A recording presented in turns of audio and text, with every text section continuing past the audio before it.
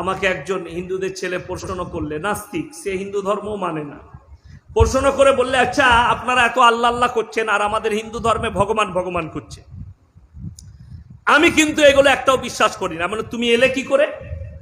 বলে আমি মায়ের গর্ভ থেকে। ব্যাট, তুই কি করে? আমি বলছি তুই কুকুরের পেট থেকে জন্ম নিয়েছিস। বলছে না। আমি তুই দেখেছিস? বলে দেখবো কি করে, আমার মা বলছে। আমি তোর মায়ের কথাটা বিশ্বাস করলি আর উপরওয়ালার কথা বিশ্বাস করবি না? কথাটা বুঝতে পেরেছেন? সে বলছে না, এই দিবা রাত্রি এগুলো সব অটোমেটিক হচ্ছে, আপনারা মানুষকে ভুল বুঝাচ্ছেন। আমি তাকে বললাম, দ্বিতীয় দিন ফোন করলাম, আমরা ভাই শুনবে একটা ঘটনা? বলে কি? আমরা আশ্চর্য ঘটনা শুনো। আমার জলসা ছিল মালদায়, তো মালদা যাব বলে স্টেশনে এলাম, বর্ধমান রেল স্টেশনে ট্রেনে যাব। হঠাৎ করে স্টেশন মাস্টার বললে আজকে কোনো মালদা যাবার ট্রেন নেই। আমি দেখলাম জলসায় পৌঁছাতে হবে, গাড়ি নেই, কি করব? তো অটোমেটিক দেখলাম ওপর থেকে, আসমান থেকে কিছু লোহা লাকড় কাঠ পড়লো, অটোমেটিক একটা ডিব্বা তৈরি হলো, একটা ইঞ্জিন তৈরি হলো, আমি চেপে চলে গেলাম। আমাকে বলছে আপনি স্কুলে যাননি, মূর্খ লোক। আমি বলি হারাম করে রাবলা, আমি যদি মূর্খ হয়, কোনো মিস্ত্রি না হলে, যদি একটা ডিব্বা না তৈরি হয়, মেকানিক না হলে, এত বড় কায়নাত দিবা রাত্রি কেউ যদি পরিচালনা না করে কেমন করে চলতে পারে? সকলে জোরে বলুন সুবহানাল্লাহ। নাস্তিকদের জন্য এই উত্তরটাই যথেষ্ট। যদি বলে অটোমেটিক চলছে, আমার আল্লাহ রাব্বুল আলামিন কোরআনে বললেন, হে আমার নবী বলে দাও, পৃথিবীর মানুষকে শোনাও। সূরা কাহাফ একবারই শেষ আয়াতের আগের আয়াত, শেষ আয়াতের আগের আয়াত কোরআনে আছে, হে নবী পৃথিবীর মানুষকে আমার শক্তিটা বলে দাও। পৃথিবীর যতগুলো নদী আর সমুদ্র আছে, কটা সমুদ্র আছে? কথা বলেন। 7টা সমুদ্র। পৃথিবীতে পানি হচ্ছে 3 ভাগ, স্থল হচ্ছে 1 ভাগ। কি বুঝলেন? আমাদের যেমন যারা বিজ্ঞানের স্টুডেন্ট আছে, ভূগোল পড়ে, তারা জানে বিজ্ঞান লেগেছে পৃথিবীর থেকে সূর্য 13.5 লক্ষ গুণ বড়। পড়েছেন না পড়েননি? কার বাপের মিটার দিয়ে মেপে এলো বলতে পারবেন? আন্দাজে আটকালে বলে দিয়েছে পৃথিবীটা ঘুরছে, চন্দ্র সূর্য দাঁড়িয়ে আছে। পড়েছেন না পড়েননি ভূগোলে? মিথ্যা, কোরআন বিরোধী কথা, ইসলাম বিরোধী কথা, যতগুলো কথা বলেছে স্কুলে আমাদের ছেলেরা, আমরা যেগুলো পড়ি সবই মিথ্যা পড়ি। আপনারা দেখেন, আমার বয়সী যারা আছে, আমার বয়স কত হবে? কত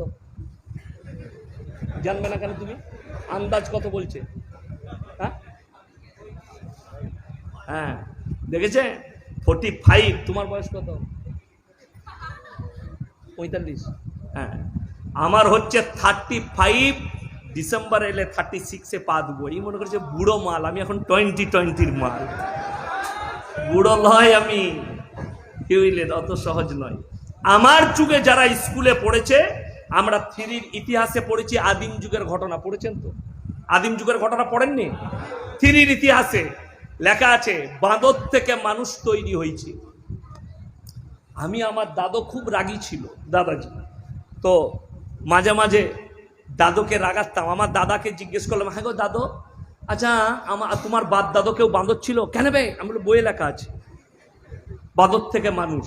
তাহলে নিশ্চয়ই কেউ কি বাঁদর থাকতে হবে, তবে তো মানুষটা আসবে। বাঁদর থেকে মানুষ। তারপরে যখন কোরআন হাদিস পড়লাম, ব্যাখ্যা বিশ্লেষণ, তখন বুঝতে পারলাম ইতিহাসটা যিনি লিখেছেন এমনি লেখেননি, 14 কেজি গাঁজা খেয়ে লিখেছে। তা না হলে কোরআনে আছে, হে আমার নবী, আমি সব থেকে পৃথিবীর যতগুলো সৃষ্টি আছে উত্তম রূপে সৃষ্টি করেছি মানুষকে, ইনসানকে। জোরে বলুন সুবহানাল্লাহ। যেমন বাগেশ্বর ধাম বাবা বলছেন, তাকে একজন জিজ্ঞেস করছে, দুনিয়া কা সবসে পুরানা পহলা ধর্ম कौन सा है? बोले कोई नहीं, सनातन धर्म है। কি বলছে? सनातन धर्म। बाबा जरा हम लोग से बैठ जाओ, बाबा चैलेंज फेंका है, कोई भी मौलवी, कोई भी सन हमारे साथ बैठ जावे।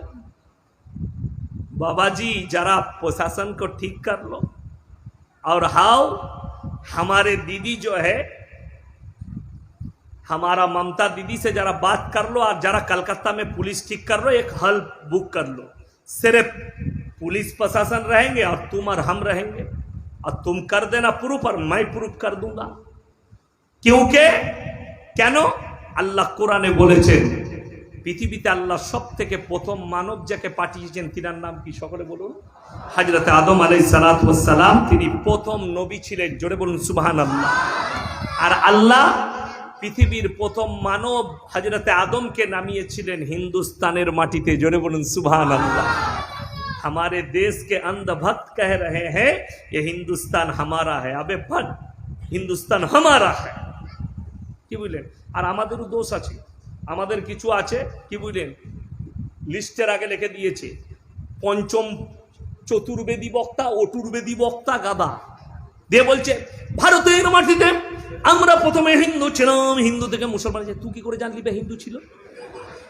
আদম আলাইহিস সালাম প্রথমে এসেছে। আদম আলাইহিস সালাম মুসলমান ছিল না হিন্দু ছিল? কথা বলেন। মুসলমান। জোরে বলুন সুবহানাল্লাহ। আর আল্লাহ কোরআনে বললেন ওয়ালাকাদ কাররামনা বনি আদম, পৃথিবীর যতগুলো মানুষ আছে সবাই আমার আদম সন্তান। জোরে বলুন সুবহানাল্লাহ। সবাই আদমের সন্তান, এক জুনাও বাদ নয়। আল্লাহ তাআলা প্রথম মানব সৃষ্টি করেছেন আদমকে। তারপর থেকে যদি এটার আরো ব্যাখ্যা নিতে চান, সূরা নিসা খুলেলেন, ইয়া আইয়ুহান নাসু তাকু রাব্বাকুমুল্লাযী খালাকাকুম মিন নাফসিন ওয়াহিদাতিন ওয়া খালাকা মিনহা যাওজাহা ওয়া বাসসা মিনহুমা রিজালান কাসীরান ওয়া নিসা। হে আমার নবী, আমি একজন নারী এবং পুরুষ থেকে গোটা পৃথিবীতে অগন্তি নারী পুরুষের অভিভাব ঘটিয়েছি। জোরে বলুন সুবহানাল্লাহ। যদি এটাও না মনে হয়, আপনি চলে যান সূরা দাহর, হাল আতা আলাল ইনসানি হিনুম মিনাদ দাহরি লাম ইয়াকুন শাইয়্যাম মাযকুরা ইন্না খালাকনাল ইনসানা মিন নুতফাতিন আমশাল নাবতালিহি ফাজআলনাহু সামিয়াম বাসীরা। একজন নারী এবং পুরুষ একত্রিত করে আমি এক ফোঁটা পানি তোমরা স্ত্রী জরায়ুতে নিক্ষেপ করো, বাকি সব কাজ আমার আল্লাহর। জোরে বলুন সুবহানাল্লাহ। এতগুলো প্রুফ আল্লাহ কোরআনে দিয়েছে, তারপরও বলছে মুসলমান তুম চলে যাও। আরে ভাই তুম ভি রহো হাম ভি রহে। আসল বাত তো ইয়ে নেই হ্যাঁ। আমাকে একজন হিন্দুদের ছেলে প্রশ্ন করলে, নাস্তিক, সে হিন্দু ধর্ম মানে না, প্রশ্ন করে বললে আচ্ছা আপনারা এত আল্লাহ আল্লাহ করছেন আর আমাদের হিন্দু ধর্মে ভগবান ভগবান করছে। আমি কিন্তু এগুলো একটাও বিশ্বাস করি না। মানে তুমি এলে কি করে? বলে আমি মায়ের গর্ভ থেকে। ব্যাট, তুই কি করে? আমি বলছি তুই কুকুরের পেট থেকে জন্ম নিয়েছিস। বলছে না। আমি তুই দেখেছিস? বলে দেখবো কি? আমার মা বলছে। আমি তোর মায়ের কথাটা বিশ্বাস করলি আর উপরওয়ালার কথা বিশ্বাস করবি না? কথাটা বুঝতে পেরেছেন? সে বলছে না, এই দিবা রাত্রি এগুলো সব অটোমেটিক হচ্ছে, আপনারা মানুষকে ভুল বুঝাচ্ছেন। আমি তাকে বললাম, দ্বিতীয় দিন ফোন করলাম, আমরা ভাই শুনবে একটা ঘটনা? বলে কি? আমরা আশ্চর্য ঘটনা শুনো। আমার জলসা ছিল মালদায়, তো মালদা যাব বলে স্টেশনে এলাম, বর্ধমান রেল স্টেশনে ট্রেনে যাব। হঠাৎ করে স্টেশন মাস্টার বললে আজকে কোনো মালদা যাবার ট্রেন নেই। আমি দেখলাম জলসায় পৌঁছাতে হবে, গাড়ি নেই, কি করব? তো অটোমেটিক দেখলাম ওপর থেকে আসমান থেকে কিছু লোহা লাকড় কাঠ পড়লো, অটোমেটিক একটা ডিব্বা তৈরি হলো, একটা ইঞ্জিন তৈরি হলো। আমি চেপে চলে গেলাম। আমাকে বলছে আপনি স্কুলে যাননি, মূর্খ লোক। আমি বলে হারাম করে রাউলা, আমি যদি মূর্খ হয়, কোনো মিস্ত্রি না হলে, যদি একটা ডিব্বা না তৈরি হয়, মেকানিক না হলে, এত বড় কায়নাত দিবা রাত্রি কেউ যদি পরিচালনা না করে কেমন করে চলতে পারে? সকলে জোরে বলুন সুবহানাল্লাহ। নাস্তিকদের জন্য এই উত্তেকটাই যথেষ্ট। যদি বলে অটোমেটিক চলছে, বড় কষ্ট লাগে এটাই। আর ভারতবর্ষের মাটিতে কেউ যদি ভাইরাল হতে চান, কোরআনের বিরুদ্ধে কথা বলে দেন, ইসলামের বিরুদ্ধে কথা বলুক। আমি ইয়াসিন আজকে যদি বলি আল্লাহ বিরোধী কথা, কোরআন বিরোধী, রসুল বিরোধী কথা বলি, কালকেই আমার বাড়িতে ওয়াই ক্যাটাগরির বডিগার্ড পাঠাবে। কেন? দারুণ কথা বলেছে। তা না হলে আসাদ নূরের মতো ছেলে ভারতে ঠাঁই পায়, ওকে ফাঁসির মঞ্চে থাকা দরকার, ওকে ফাঁসি দেওয়া দরকার। যে আমার রসুল বিরোধী কথা বলেছে, আল্লাহ বিরোধী কথা বলেছে, ইসলাম বিরোধী কথা বলেছে। বড় কষ্ট লাগে, দুঃখ লাগে।